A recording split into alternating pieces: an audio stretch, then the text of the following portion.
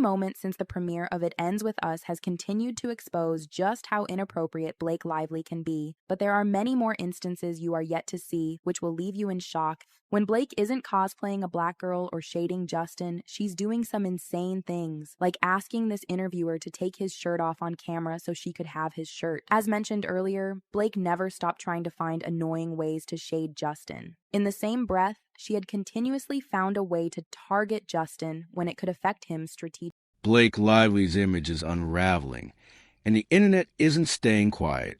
One bold move was enough to ignite a storm, sparking renewed scrutiny. Behind the glamour, fans are now connecting the dots.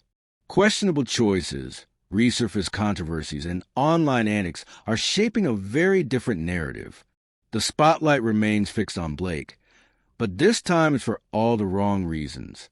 Highly inappropriate in a photo with a naked man while promoting a simple favor, but most especially, the martini. In the picture, Blake stood between the raised legs of the undressed man, who can be seen lying on a kitchen counter. She captioned the photo on Instagram saying, "My first on the list is Blake's shocking photo with a naked man.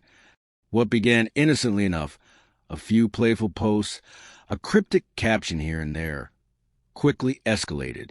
At first, fans brushed it off, assuming it was just another celebrity teasing the internet. But everything changed when the bombshell dropped. An image of Blake Lively posing beside a nude man, his body strategically turned away. The picture paired with a simple two-word caption, "My turn," instantly sent social media into chait. What she could have meant by that. Even though the man involved is a Hollywood actor and a two-time world-kicking champion, Thomas Canestraro, his physique is kind of similar to Justin Baldoni. Within minutes, speculation exploded. The man's build, the timing, even the look in Lively's eyes all seemed to point to one person, Justin Baldoni. The internet moved at lightning speed, connecting dots. Fans scoured past interviews, social media posts, and red carpet encounters, convinced a revealing pattern was finally emerging. His physique is kind of similar to Justin Baldoni's, knowing the type of men Blake enjoys. Almost overnight, Lively's social feed transformed into a goldmine of thinly veiled jabs. Her fashion choices became the first clue, eerily reminiscent of outfits once worn by women tied to Justin Baldoni, only exaggerated, ill-fitted, or tasteless, as if mocking them. Her captions followed suit, dripping with sarcasm and laced with innuendo. She posted lyrics with layered meanings, dug up old film clips that seemed to mirror her unfolding drama, and even liked comments that openly targeted Baldwin Circle. Then came Ryan. When Reynolds dropped a sly comment on Blake's now infamous photo, "He seems nice," the internet exploded. The point when he commented on the photo, as it appears to be her favorite location, judging by how she picked one to hold an important event in her life, her wedding. It's also not the first time Blake has revealed how passionate she is about the clothing style from the slave posts, while humorous at face value, carried a sharper edge beneath. He joked about shirtless yoga teachers with secrets and reshared memes at suspiciously deliberate times. Followers couldn't ignore the timing or the tone. What once looked like light-hearted celebrity trolling has taken on new weight together. The couple's antics feel less like random fun and more like a carefully orchestrated chess match, played out on the world's biggest stage with every move sparking louder saying, "My turn." That was inappropriate no matter what she could have meant by that. And that wasn't the only skeleton dragged out of Blake's closet. Her plantation wedding, once dismissed as a misguided romantic choice, was thrust back into the spotlight, this time under far harsher scrutiny. Old jokes she'd allegedly made referencing blackface resurface, too, circulating like damning receipts across social media. Just as the backlash seemed impossible to intensify, another revelation hit. The same naked man stunt she aimed at Baldoni had an unsettling echo. A past racy ad for her alcohol brand featuring a half-dressed man paired with a tagline that in hindsight felt tasteless. Just inappropriate, but dumb to accuse Justin of taking credit for his own movie, which raises the question of how low Blake will go to prove nothing. However, the answer is right there in the amended lawsuit, whereby Blake has gone ahead and alleges that Justin made 2 other women uncomfortable on set without the evidence. What started as a single controversy quickly morphed into a collage of troubling choices, and the public was no longer entertained. The playful line between sass and spite had been crossed. Lively's digs of Baldoni now appeared less like isolated shade and more like pieces of a bigger pattern, one tied to past offenses, racial insensitivities, and attention-seeking stunts. Amusement faded fast, replaced by outrage. Some of her costumes in the film.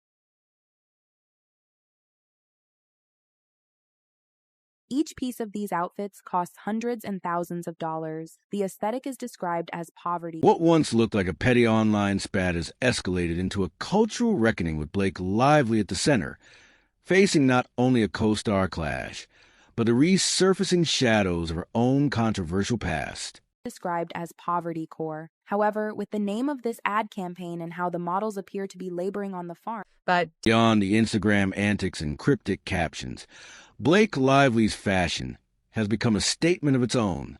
To some, her wardrobe reads as bold self-expression. To others, it feels like a string of calculated provocations. Each outfit seems to carry hidden meaning, symbolism, shade, or pointed commentary. The aesthetic has even been linked to poverty core, a term critics use to describe clothing that glamorizes struggle.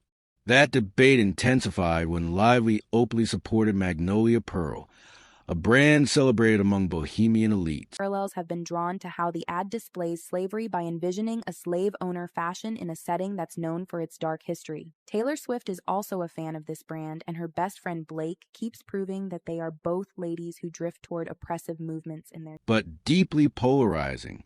Known for its tattered linens, exaggerated silhouettes, and vintage theatrics, the label has been accused of romanticizing plantation-era imagery and hardship.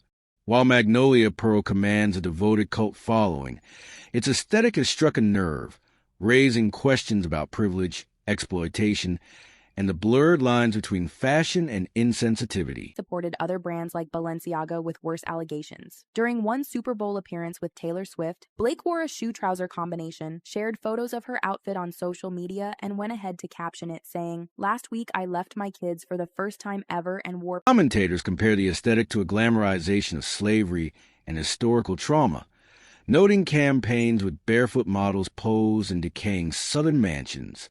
So, when Lively endorsed the brand amid mounting backlash, it didn't seem accidental. It felt strikingly deliberate. Although this poverty core brand's only controversy is its aesthetics and the plantation advertisement, Blake has openly supported other brands like Balenciaga with worse allegations. During one Super Bowl appearance with Taylor Swift, Blake wore a shoe-trouser combination, shared photos of her outfit on social media, and went ahead to caption it, saying, "Last week I left my kids for the first time ever and wore..." Came the Balenciaga scandal, after the luxury house was accused of featuring child abuse imagery in its ad campaigns. Celebrities rushed to sever ties, eager to distance themselves.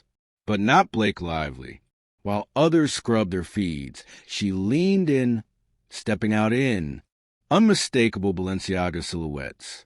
From oversized coats to logo-heavy bags, every piece she wore seemed defiant, almost daring the public to question her allegiance.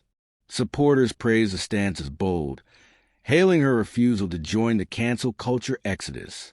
Critics, however, saw something darker. To them, her choices weren't brave. They were tone-deaf at best and dangerously dismissive of the disturbing allegations tied to the brand at work. We were essentially warned as press not to ask Blake Lively any questions about Justin Baldoni whatsoever, which is obviously very unusual to be told that you can't ask an actor. It wasn't just the brand, it was the timing. Lively's wardrobe choices began syncing with pivotal moments in Baldwin's world, fueling speculation that her fashion went beyond personal style and into pointed messaging. Whether donning colors tied to his film projects or echoing the looks of women connected to him, the implications grew difficult to dismiss. For some, It read as boho fashion. For others, it looked like weaponized couture. Appropriate that Blake got to hijack the film, but chose to dump the main theme to settle for her flowery designs and happy. Another flashpoint came from behind the camera. Creative clashes between Blake Lively and Justin Baldoni. What had once been promoted as a passionate partnership on it ends with us gradually unraveled. Insiders now describe the atmosphere as a Cold War fought not with open conflict, but through calculated distance, subtle sabotage, and an uneasy public silence. Even kept him away from the premiere and sent him to the basement to avoid offending her with his. According to sources close to production, Lively's off-screen drama seeped into the very rollout of the film. While it ends with us dealt with sensitive issue of domestic violence, she reportedly enforced a strict media lockdown, not about the subject itself, but about her co-star turned director Justin Baldoni. During press interviews, Lively allegedly demanded pre-approved questions, refusing to address anything touching on Baldoni or their working dynamic. When journalists pressed, she responded with practiced smiles, swiftly redirected conversation, or shut it down altogether.